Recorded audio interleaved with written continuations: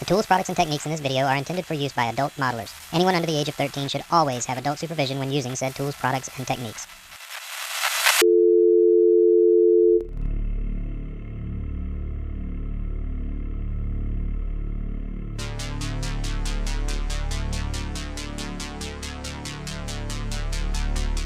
Hey everybody, welcome to an all-new build series here at Payne-ted Plastic.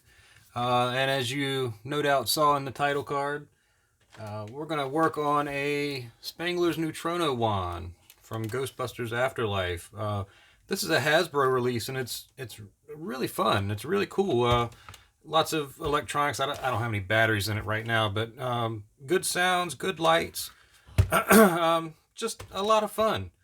And I want to take it and make it more like the 84 version, right? Change the grip up front, change this grip in the back, change a few little paint details here and there, but yeah, overall it's going to stay basically the same. We're just going to change some grips and try to make it a little more like the 1984 version. So, give me just a second. I'm going to gather up some bits and bobs and tools that we'll need, and we'll get started on this thing. Hopefully we'll have some fun. Be right back. Alright everybody, let's get into this customization of the Spengler's Neutrona wand. I'm going to start back here on this end because this is the easier by far. This handle up here takes a little more doing. So first thing we do is get this. Geez, this thing is enormous. It's hard to keep it in frame. Sorry if I fall out of frame. Got an X-Acto knife, and I'm just gonna lightly make passes across this thing. This thing's just made of rubber, so it cuts really easily, but at the same time I want to take my time and make as clean a cut as possible. I really like the look of the new wand, like in the movie. You know, I get that it had to be updated, and you know, no spoilers and all, but you know, I understand that they had to update it for the new movie. But we'll just say Hasbro's execution. This enormous rubber grip thing, it's just atrocious, right? It's way too big, it's way too bulky.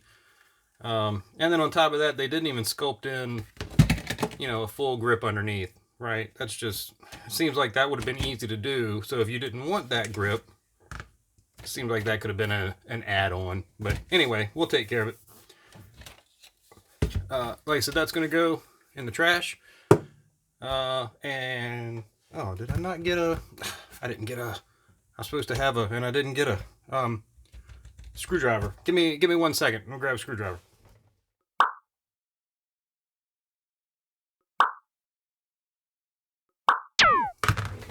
All right. Sorry about that. So back over here, got our screwdriver. There are a few screws to take out. There are a couple of visible ones, and then there are a couple of invisible ones. And I'll show you how to deal with those. So we'll just get these out real quick. Incidentally, while I'm taking these screws out, I have seen there are some makers out there who are just making an insert, right? If you just want to have an insert and then tape it with actual tape, not this nonsense.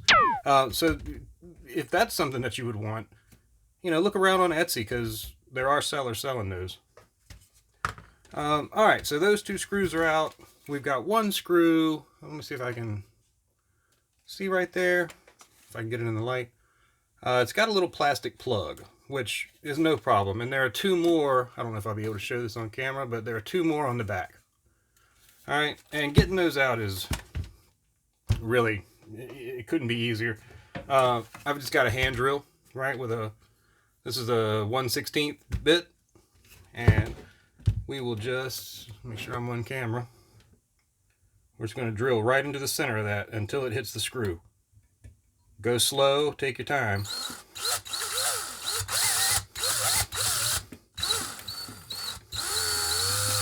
And There we go. All right. Now we take the screw we just pulled out and we're going to try to drive it into that hole.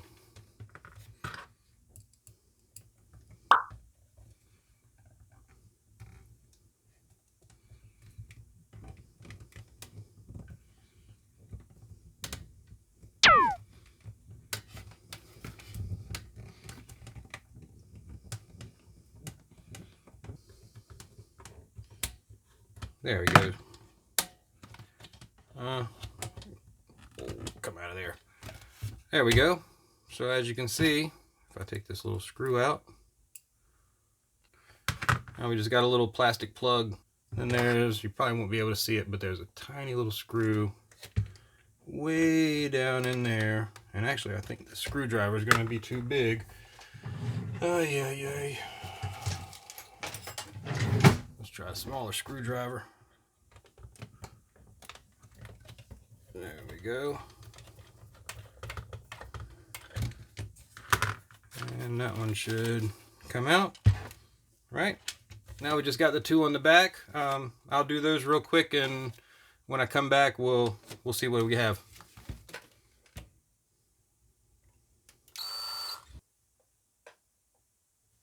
All right, so here's the grip all taken apart. Like I said, there are 5 screws to take out. That's 3 in the handle and 2 in the end. But there are only 3 of the little plastic plugs, right? One way up here in the grip and then 2 on the end. I'm going to keep 2 of them because this little section right here is not going to change. So I want to put the plastic plugs back before we sand and paint and all that stuff. So hang on to 2 of those. The other one, it can go with the grip in the garbage. So the pieces that come out, this is the, I don't know why they did this as a separate piece, but they did for some reason. This piece kind of connects to that. I don't know am I even on camera? How about we do that on camera? Right, so that little section connects to there, and then all the rest of that sort of just sits together. I got some, I don't know what's inside there, but something maybe didn't get painted completely. I don't know. That's weird. Anyway, so that we pretty much don't need, right? This is what we're replacing with this. So the one thing we have to make sure we put back in and it stays in place is this little guy. What this is, let's see, you got these 3 holes down here, and they're actually, if you notice, these 2 are closer together than these 2 are, so there's only one way this can go. But when that slides in, like that, all right, the screws, this is what the screws went into. But it serves another purpose in that it's the track for the battery, right? So the battery has to have that little groove to, here, let me pop it out and I'll show you what I mean. Right? The battery slides in that little channel, and that's what keeps the battery in. So we have to have this in the handle. What I'm going to do is I'm going to put the batteries back in just so it's in place. This is where it needs to be. And I'm just going to use some super glue, right? Regular old CA glue. A little dab around those posts and it won't move. And then I think what we'll do is once the glue is good and dry, we'll just cut them off, right? So they won't be in the way. Hopefully that thing will never go anywhere. That's all we're going to do for that. I'm going to give this a few minutes to cure, but for the most part, this is ready. Like I said, we do need to get this prepared, but we're going to do all that later, right? We're going to get both handles ready, and then I think we'll actually connect the new, because these will take a little work too. But yeah, so give this however long it takes, and we'll be right back. All right, everybody, got this side all ready to go. Time to move on to the hard part. This grip up here, it's a little more challenging. It's all molded, I don't know if you can make that out, but this is all molded as one piece, meaning that the the barrel itself and the grip are all one piece of plastic. So the only way to take care of that is to literally cut it off. Let's see. I'm going to use my Dremel and basically cut out, I hope you can make that out. I'm basically going to cut out up to about here, right? Just like that on both sides, right, front and back. And then once sort of the bulk of it is cut out, we'll come back in with some plastic nippers and just clean up the rest of it. There'll be some sanding to do, and there'll be some cleanup after that. But yeah, that's sort of how it starts. Is I'm just going to use my Dremel. Unfortunately, that causes a whole lot of mess. So I'm going to take it out to my shed and do the bulk cutting out there. I'm going to do that off camera.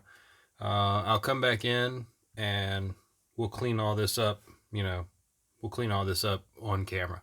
So give me just a minute. I'm going to go out and hog out some of this, and we will continue with getting this ready to go.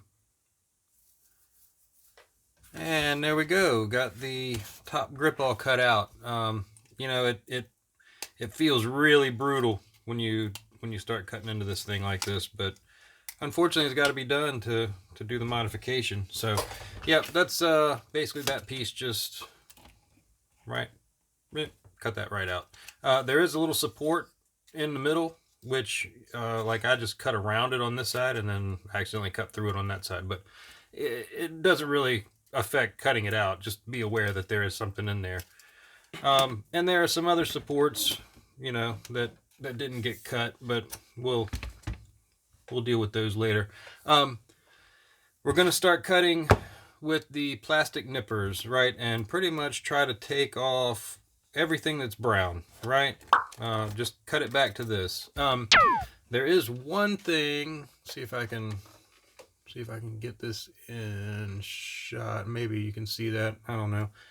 There's a wire, right? It runs through. It's tucked in there. It controls this button, so we have to be careful for that. Actually, you see a pretty good shot of it right there. I hope that's coming through. But not that big of a deal, really. We can move it out of the way. We can cut around it, and then when we glue the new handle back on, it'll be secured. So, yep, I'm going to just start slowly nipping away at this. And oh, one other thing, this hose, right? It's just fake. It's just a rubber hose. It's got a little stopper. I don't know if you can see that. It's got a little stopper inside there. And when I cut this away, I'm just going to cut that stopper off, and we'll glue this back in place after everything else is done. So, yep, I'm going to get started, and yeah, we will get this thing taken care of.